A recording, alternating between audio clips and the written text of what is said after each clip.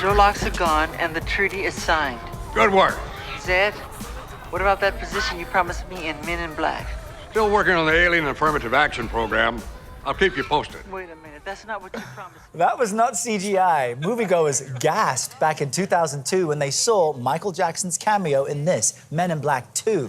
But getting the King of Pop to deliver his lines correctly presented a real challenge for director Barry Sonnenfeld. Sonnenfeld shares that story and many more, both strange and hilarious, in a new memoir, Best Possible Place, Worst Possible Time. Our Meg Oliver got a chance to meet up with the director as he launches this new book. Good morning, Meg. Errol, good morning. Barry Sonnenfeld has proved himself as a master storyteller on the screen. And as we found out, he can spin a good yarn about the movie business and has no problem taking on Hollywood heavyweights. Just shoot the damn thing on the count of 3. 1, 2, 3. From science fiction to the supernatural. Slow down! It's terrible when you stutter! Barry Sonnenfeld's movies have grossed more than $2.5 billion worldwide. He has an 80-foot tarantula. Yes, well, I was coming to that. There was absolutely no chemistry between Kevin Kline and Will Smith. Attracting moviegoers has never been a problem. Now he's taking fans behind the scenes, sharing stories from decades as a Hollywood filmmaker. I always hated the actors. They never hit their marks. In his second memoir, titled Best Possible Place, Worst Possible Time, he doesn't hold back. How would you describe Hollywood to an outsider? Is high school with money. It's sort of a hard place to work. Why did you want to write this book? My publisher said, we want you to write another book, but this one, A, entirely about Hollywood and your career, and B, we want a lot of short chapters that people can read on the toilet. So, and also because I'm 71, I'm semi-retired, I felt I could write honestly about various people that I've worked with, both actors and studio executives, that I might have held back if I was 40, but at this point, I'm letting it out. Letting it out by revealing what really went into making some of his hit movies, like 1995's Get Shorty. What was going on with John Travolta? I have never worked with any actor that loved being a movie star more than John Travolta. Ray Bones took my coat? No, he didn't take it. He borrowed it. Unfortunately, John's strength is not in memorizing. We ended up using cue cards with John. Cue cards. Cue cards all over the set. A solution that didn't sit well with Travolta's co-star, Gene Hackman. In fact, one day John said to me, we were shooting, and John said, where are we starting from, Barry? But Hackman would say, right there, John, right where your cue card is. I make this look good. When it came to working with Will Smith, he describes their relationship as close but complicated. I did 3 Men in Blacks and Wild Wild West with Will. The problem with Will is he's like a giant Great Dane puppy. He's got way too much energy and he hasn't been trained well. So we got into this game of punching each other. And after 2 days, I got so angry, I said, I'm gonna hurt this guy. And I really thought about it.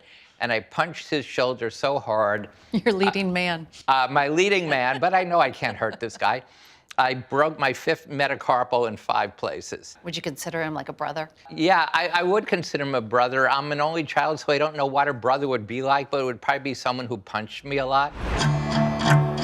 Sonnenfeld's memoir takes readers through his career, beginning as a cinematographer on the Coen brothers' debut, Blood Simple, to working his way up to A-list projects like When Harry Met Sally. Oh, God.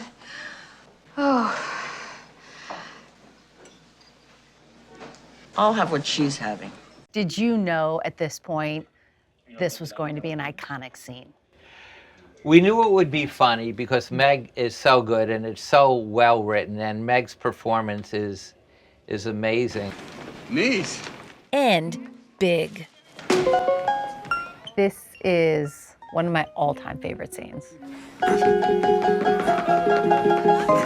It was a hard day. We only had 1 day to shoot at the famous FAO Schwartz. When we shot this, no one knew that it would be iconographically very similar to when Harry Met Sally's orgasm scene is. If you say big, this is the scene everyone remembers. Always. When did you know? We didn't know until the premiere of the movie. So in this scene, when the car goes upside down, that piece there was shot on blue screen, the two of them in that hermetically sealed area. And on the first day, the first take, Will Smith farted. And we had to get Tommy out of there fast because they were totally sealed in that tiny little space. Sonnenfeld doesn't shy away from his tangles with industry insiders, including how he lost out on directing the mega hit Forrest Gump. In the book, Forrest Gump is sort of a fat guy. He's sort of a big, strong, overweight guy. And I said, I know who should play this. It should be Tom Hanks. And what we should do is make him like a runner. I decided to go for a little run. Hanks loved it. But Sonnenfeld clashed with the studio executive and left Gump before shooting began. What I should have done was given up directing Gump, but kept my name on it as a producer so I could have an Academy Award statue. But Forrest Gump won a lot. Forrest Gump was nominated for 12 Academy Awards and won like 6 or so. And how much credit did you get? I got no credit. I didn't have credit on the movie, which I should have, and I blame my idiot agent at the time for that. How hard was that? It was incredibly hard. My wife, who's the genius of the operation, always says you can't look back. You know, because if we had done Gump, we wouldn't have been in LA, and I wouldn't have then been there when we had a chance to adopt Chloe, our third child. So it's all for a reason. A philosophy he tries to live by to this day. What are you hoping readers walk away with? I hope the readers find it funny, entertaining. Even if you're not constipated, you can get through any chapter on the toilet without any long reading. And I hope they get some good laughs and also learn how surreal the film business is and how shocking it is that any movie ever gets finished.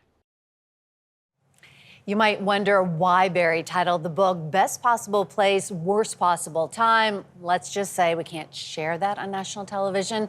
So you'll just have to read the book, which is full of humor. It's full of history. And on the set of When Harry Met Sally, he was the director of photography. And although he says Meg's performance was brilliant, he always talks about the reaction shot. And the reaction shot of Billy always got the biggest laugh. Let's see. He had me at the fart. I was not expecting that level. There's a lot going on there. I have He's a two sharp boys, guy. so it wasn't too shocking. Thanks, Meg. Great to see you.